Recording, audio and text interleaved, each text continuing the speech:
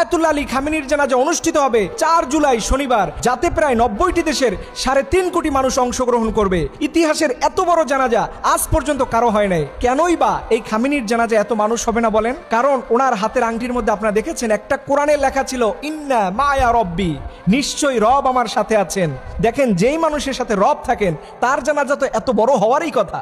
আমার মনে হয় বাংলাদেশের এমন কোনো মানুষ নাই যে আয়াতুল্লাহ আলী খামেনির জানাজায় অংশগ্রহণ করতে চায় না, কিন্তু এটা আমাদের পক্ষে সম্ভব হচ্ছে না। তবে আমি সরকারকে বিশেষভাবে অনুরোধ রাখবো, যদি সম্ভব হয় মুসলিম ইতিহাসের এই মহান নেতার গায়েবানা জানাজার নামাজ যেন এই বাংলাদেশে কোনো একটা বড় ময়দানে হয়, এইটার ব্যাপারে যেন সরকার উদ্যোগ গ্রহণ করে। আমি আশা করব এই উদ্যোগটা আপনারাও একমত হবেন, কারণ এটা আমাদের সরকারের পক্ষে সম্ভব। আমাদের সরকার বাংলাদেশের হয়ে আয়াতুল্লাহ আলী খামেনির জানাজায় প্রতিনিধিত্ব করার জন্য সংসদের স্পিকার হাফিজউদ্দিন আহমেদকে পাঠিয়েছেন। আমরা আশা করব সরকার উদ্যোগ গ্রহণ করলে এই জানাজা বাংলাদেশে হওয়াও সম্ভব। দেখেন আয়াতুল্লাহ আলী খামেনি কতটা সৌভাগ্যবান, যার প্রথম জানাজা হবে তেহরানে, ইরানের রাজধানী। এরপরে তার জানাজা অনুষ্ঠিত হবে কারবালার ময়দানে, যেখানে হুসাইন রাদিয়াল্লাহু তাআলা আনহুকে শহীদ করা হয়েছিল।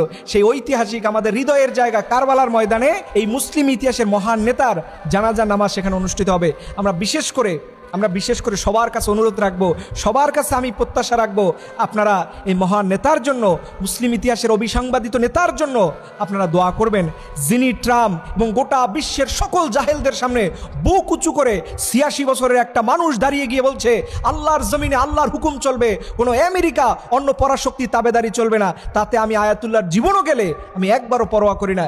এরকম একটা নেতার জন্য আমরা কি একটু দোয়া করতে পারি না?